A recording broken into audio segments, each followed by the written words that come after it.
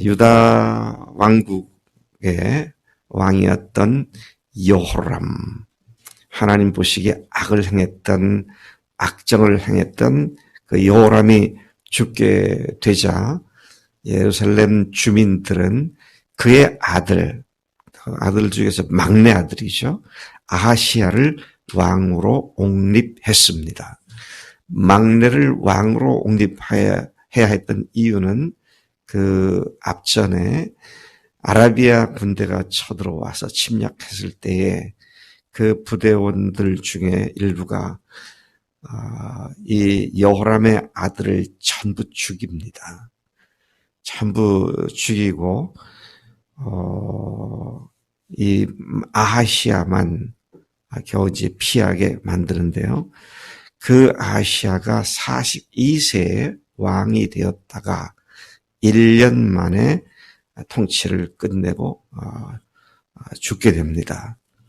하나님의 그에 대한 평가, 아하시야 왕에 대한 평가는 여호와 보시기에 아합의 집같이 악을 행했다. 이 한마디입니다. 그에 대한 하나님의 평가는 하나님 보시기에 악을 행했다. 북이스라엘 왕이었던 아합처럼 이방 우상을 섬기고 바알을 섬기고 각 곳에 산당을 짓는 그런 악한 일을 한 존재였다. 그런데 그 아합이 행했던 길로 바로 이 아하시야도 똑같이 행했다. 그렇게 말씀을 하십니다. 1년밖에 안 되는 짧은 통치 기간입니다. 여호람은 8년이었고요. 그의 아들 아하시야는 1년밖에 안 되는 짧은 통치 기간임에도 불구하고 이렇듯 하나님 보시기에 악행을 했다는 것은 참 안타까운 인생이 아닐 수 없다. 그런 생각을 하게 됩니다.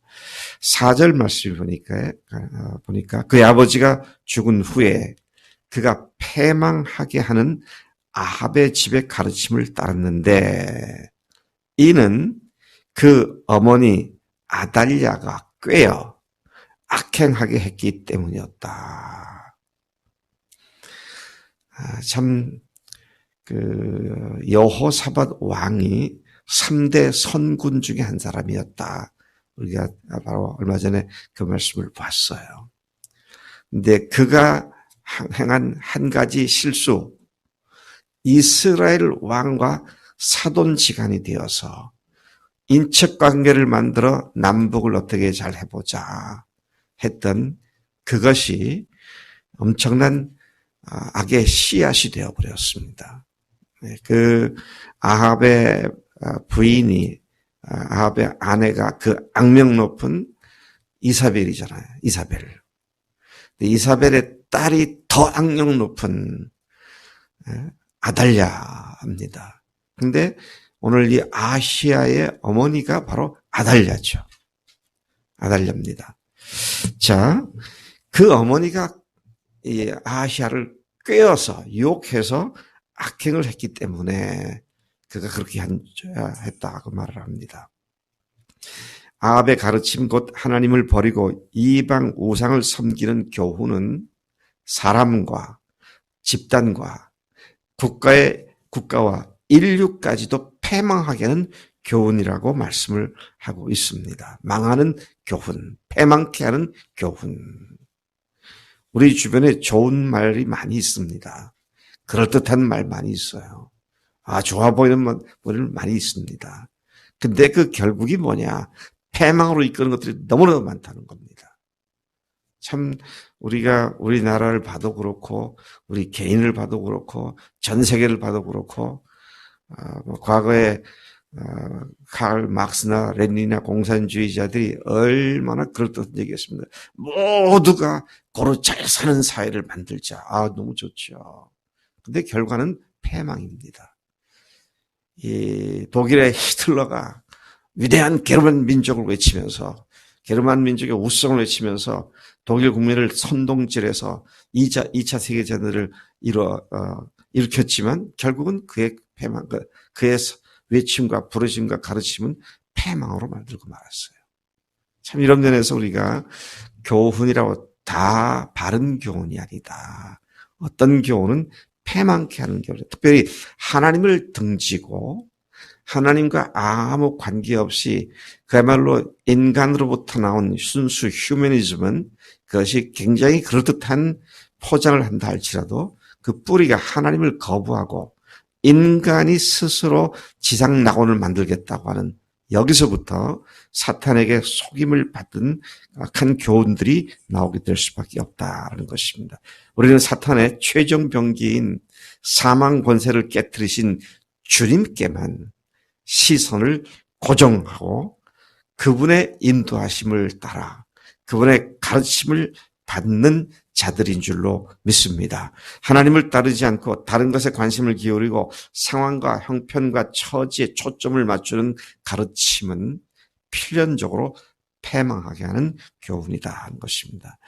그는 그의 장인이었던 아합 왕 사람들의 요청에, 아합 왕 집의 사람들의 요청에 따라서, 그 가문의 요청에 따라서 이스라엘 왕 아합의 아들 요람 왕과 함께 또다시 길앗 라못에 전투하러 갑니다. 어떻게 보면 자기 할아버지와 똑같은 짓을 했구나. 또 할아버지와 아버지와 똑같은 짓을 했구나. 그걸 보게 되죠. 그런데 그 전투에서 북이스라엘 왕인 요람이 부상을 당하게 되죠.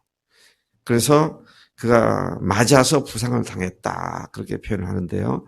치료하기 위해서 전선에서 빠져나와 이스라엘로 돌아갔고 유다 왕 아하시아도 그의 손을 잡았던 요람 왕이 병이 들어서 치료하러 갔다는 얘기를 듣고 그도 역시 이스라엘로 가서 그를 위문하러 갔습니다. 근데 참 놀라운 일이 생겼어요. 오늘 본문 말씀 보니까 그것을 한 것이 아시아에게는 큰 손해를 보는 일이었다. 근데 그 일은 결국 하나님부터 난 것이다. 그렇게 말을 하고 있습니다. 왜 손해를 받느냐? 왜 해가 됐느냐? 요람 왕의 군대 장관이었던 예후가 엘리사로부터 하나님의 기름 부음을 받았습니다. 왕이 되도록 기름 부음을 받았어요. 그리고 예후가 왕이 지금 이스라엘로 내려가서 치료를 하고 있다는 얘기를 듣고 그리로 그냥 군사를 데리고 내려갔습니다. 근데 그것을 알지 못했던 남북 왕조 두 왕들이 그를 맞이했습니다. 맞이하자마자 예후는 그대로 요람 왕을 살해하죠. 뿐만 아니라 그와 함께 있었던 사람들을 다 죽입니다. 이때 이사벨도 죽임을 당하죠. 자, 그러고 70명을 완전히 몰살시켰고요. 남왕국 유다 왕국의 아시아 왕의 형제들조차도 42명을 거기서 죽입니다. 그래서 어마어마한 정변이 일어났죠.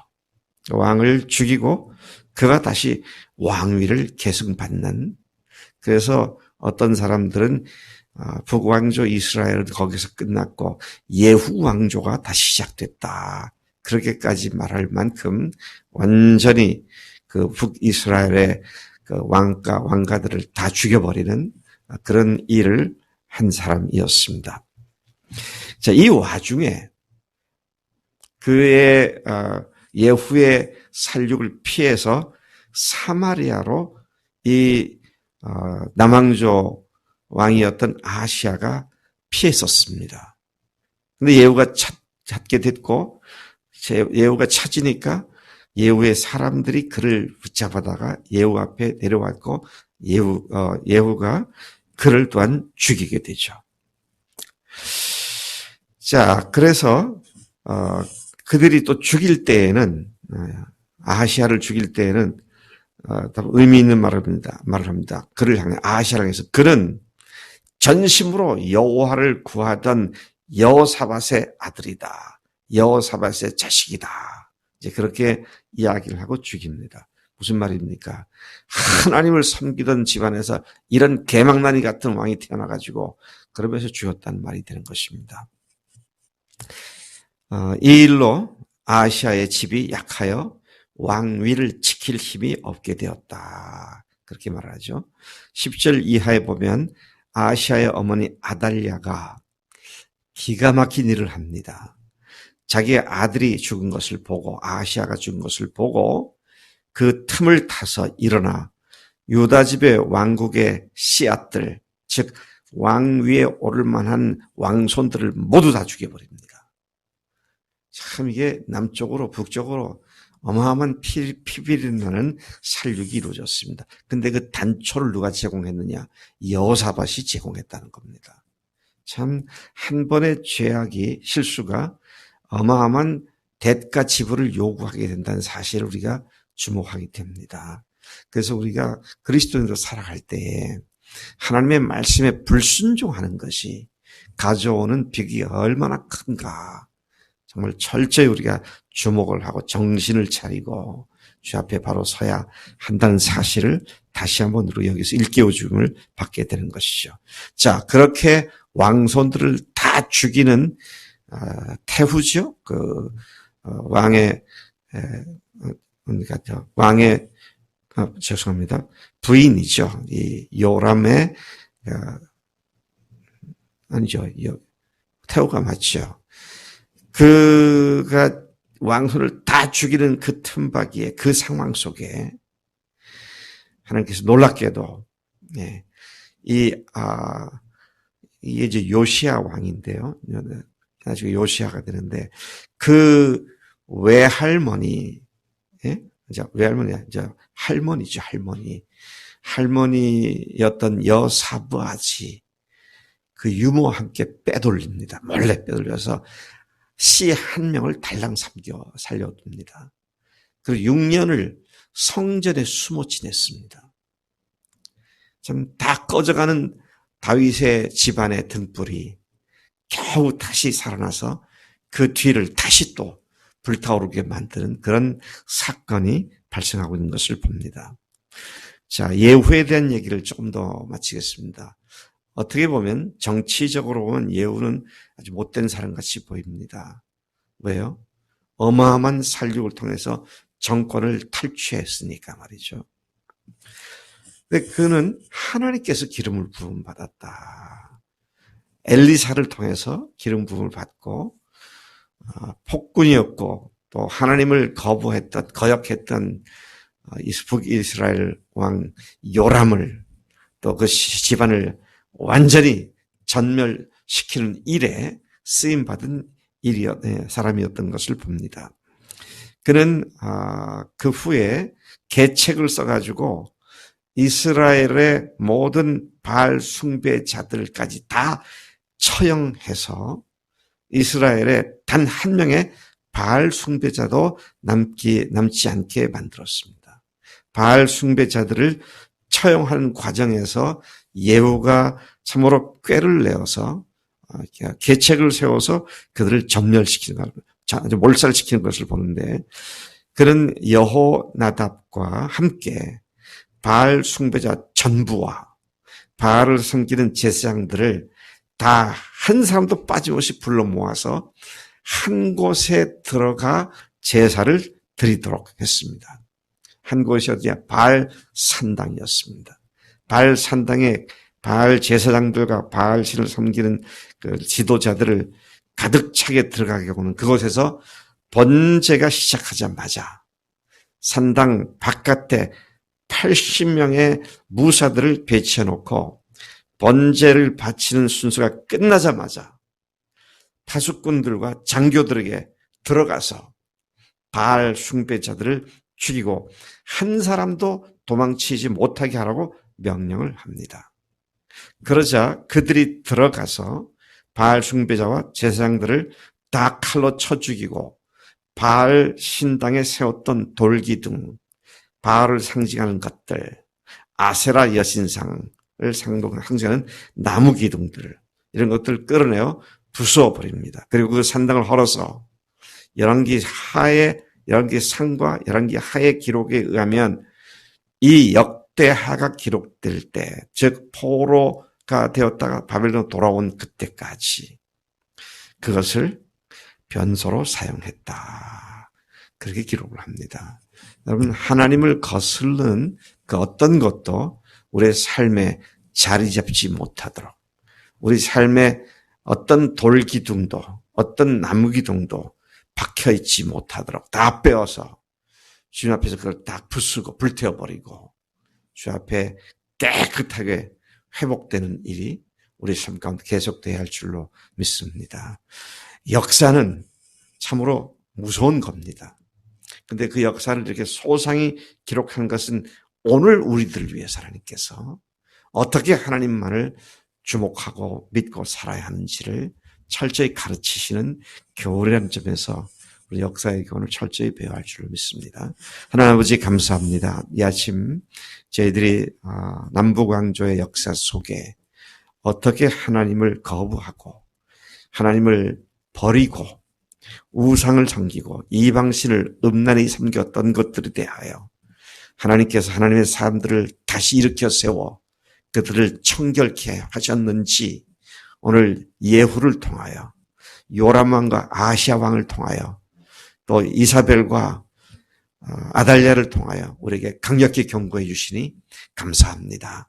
하나님, 우리로 하여금 우리를 위해 죽으시고 부활하신 그 어마어마한 하나님의 사랑이신 예수님을 쳐다보는 눈길에서 한 번도 결코 다른 것으로 견눌지 하지 아니하고 주님께만 시선이 고정된 삶을 살도록 우리를 인도하시는 줄로 믿습니다.